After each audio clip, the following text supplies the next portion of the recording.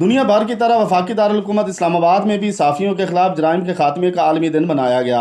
صدف نعیم شہید اور ارشد شریف کے نام اس دن کو منسوب کیا گیا۔ نیشنل پریس کلب کے باہر سیاہ پرچم لہرایا گیا اور احتجاجی مظاہرہ بھی کیا گیا۔ اس موقع پر صدر national press club Anwar Raza, Afzal Butt, Kashif Abbasi, Manzoor Malik, Nayyar Ali, Abid Abbasi, Zulfiqar Baig سمیت دیگر صحافتی یونینز کے صدور نے چینل 5 سے گفتگو کی۔ میرا خیال ہے دونوں کیسز بھی تھوڑے سے ڈیفرنٹ ہیں۔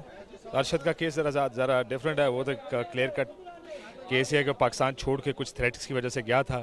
صدف نعیم بڑا ایک انفارچونیٹ ہے، لیکن وہ ہمیں بھی دیکھنا چاہیے۔ میں یہ ڈیمانڈز پڑھ رہا تھا کہ کس طرح ان کی فیملیز کو اور ان کو شہید کا درجہ دے کر کس طرح ہم کیسے انشور کر سکتے ہیں حکومت کے ساتھ مل کے۔ ظاہر ہے حکومتوں نے یہ کام کرنا ہے کہ ان کا جو بھی ان کے مسائل ہیں پوسٹ، ظاہر ہے شہید تو چلے جاتے ہیں دنیا سے، لیکن یہ نہ ہو کہ کیونکہ ظاہر ہے بہت سے لوگ اپنے بریڈ ونرز ہوتے ہیں، اکیلے بریڈ ونرز ہوتے ہیں اپنی فیملیز کے، سو کسی طریقے سے ہمیں یہ انشور کرنا چاہیے کہ ان کی فیملیز مشکل میں نہ۔ پاکستان میں جو صحافت ہے اس کو کئی دہائیوں سے شدید خطرات لاحق ہے، اور بالخصوص انہوں نے کیونکہ بہت میگا اسکینڈل بے نقاب کیے، اور وہ تحقیقاتی جرنلزم میں بہت ایک نمایاں مقام رکھتے تھے۔ ایک بہت قریبی تعلق تھا، ایک فیملی ریلیشن تھا، اور یعنی کہ الفاظ میں ان کا جو دکھ ہے وہ بیان نہیں کیا جا سکتا۔ دوسرا جو صدف ہماری کولیگ ہے، 14 سالہ تعلق ہے، تو وہ ایک دبنگ قسم کے رپورٹر تھے، اور اپنی جان کو خطرے میں ڈالتے ہوئے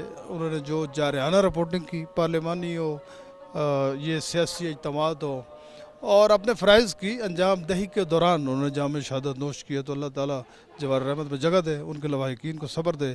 اور جس طرح ہمارے چیف ایڈیٹر امتیاز شاہد صاحب نے ان کے بچوں کی کفالت کرنے کا فیصلہ کیا، ہمارا ادارہ ان کے ساتھ شانہ بشانہ کھڑا ہے، پوری سیاسی قیادت پہ غم و غصے کا اظہار کر رہی ہے، تو میں سمجھتا ہوں کہ بہت ایک بڑا لاس ہے ہمارے اپنے ادارے کے لیے کہ ہم نے ایک صف اول کی خاتون رپورٹر جو ہے اس کو ہم نے لوز کیا ہے۔ چاہے ارشد شریف شہید ہوں یا پھر صدف نعیم شہید ہوں، یہ دونوں ہماری جرنلسٹ کمیونٹی کا نقصان ہے۔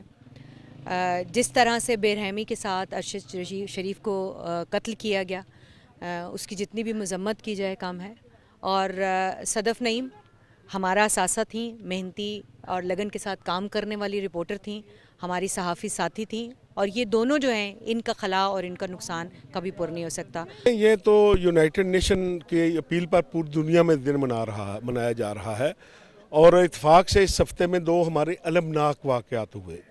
ایک واقعہ ملک کے باہر ہوا، کینیا میں، جہاں ہمارا دوست ارشد شریف شہید ہوا۔